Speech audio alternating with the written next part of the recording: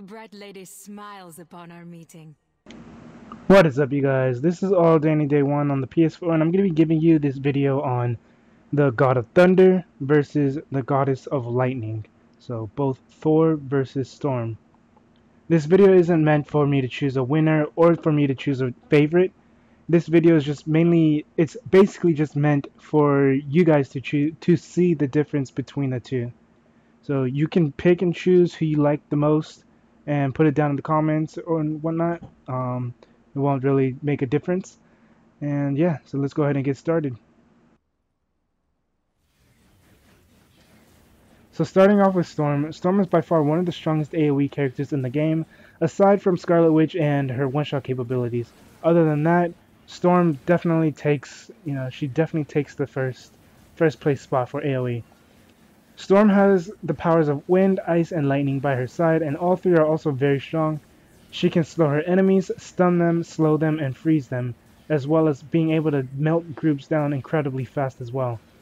Storm does not need to rely on her resources to deal damage like many other characters do, but when she does reach to her full Tempest, then she does a whole lot more damage, as well as being able to hurt nearby enemies as well with Tempest active. Her AoE also becomes much more effective when Tempest is active.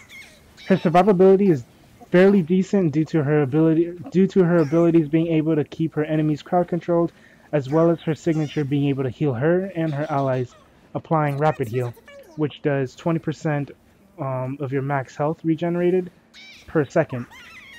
Although she may have incredible crowd control AoE damage over time abilities, her single target boss damage pretty much lacks in comparison to many other characters, but she can still keep the boss crowd controlled if the boss isn't crowd control immune, and she can also, she can pretty much be a great support character towards her allies, and if there's other nearby enemies around, she can handle them as well.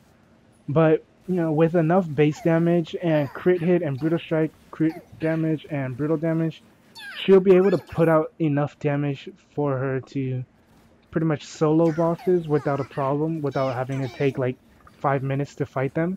So being geared up is very important with every character. Actually, it doesn't really matter who. And yeah, that's basically it. So overall, Storm is basically one of the most amazing characters you can purchase with your Eternity Splinters or with your G's or whatever you got her with. She's by far one of the best and one of the most fun characters in my opinion to play as well. So if you don't have her, I would highly recommend picking her up if you can.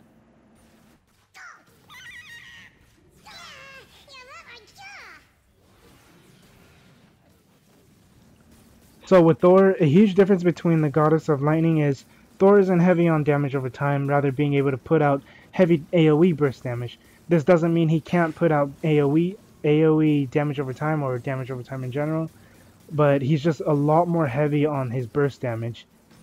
Thor is also a very strong character, and at first I didn't really enjoy playing him due to the fact that he was a very, very, very resource hungry character, and I don't necessarily enjoy playing resource hungry characters. But once I was able to, build him right and was able to sustain his resource, I was able to play more comfortably with him and I guess it was just easier for me to play him, I suppose. Thor can definitely dish out a massive amount of damage to both single target bosses or enemies and trash mobs. So his single target damage can hit, not just single target, but his signature alone can hit in the millions. That's if you have high base damage or crit damage and whatnot, but he can definitely hit very, very high. Thor can dish out massive amounts.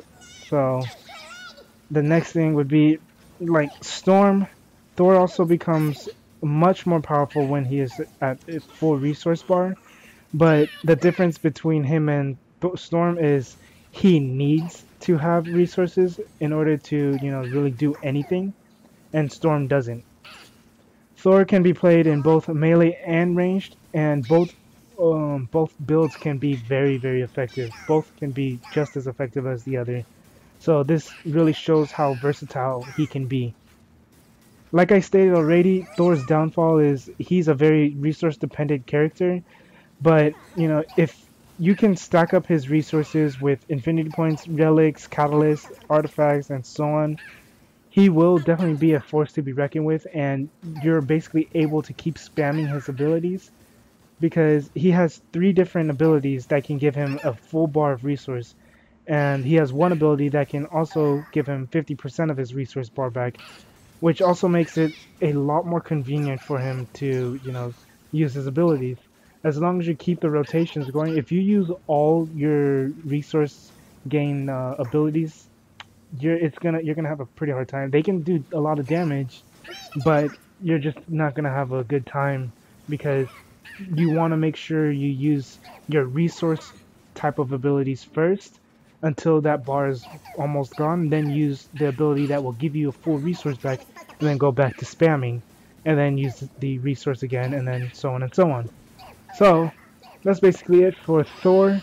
I know I might be missing some other stuff, but that's basically just the gist of how how Thor can play and how he plays out, and yeah. So that's basically it with the battle of the god of thunder versus the goddess of lightning. If this video helped you out at all, go ahead and leave a like, comment, or subscribe. If you enjoyed this video, go ahead and like, comment, and subscribe as well. You guys can also check out my Twitter at alldayanyday1. I'll be posting on there to let you know when I'll be posting other videos, what type of ideas I might be doing, and I would like to hear your guys' ideas of future videos you'd like to see. Um, and yeah, if you also want to see other videos like this, go ahead and leave that down in the comment section as well. And that's basically it. This is All Day Day 1 on the PS4. Have a good day, good night, and peace.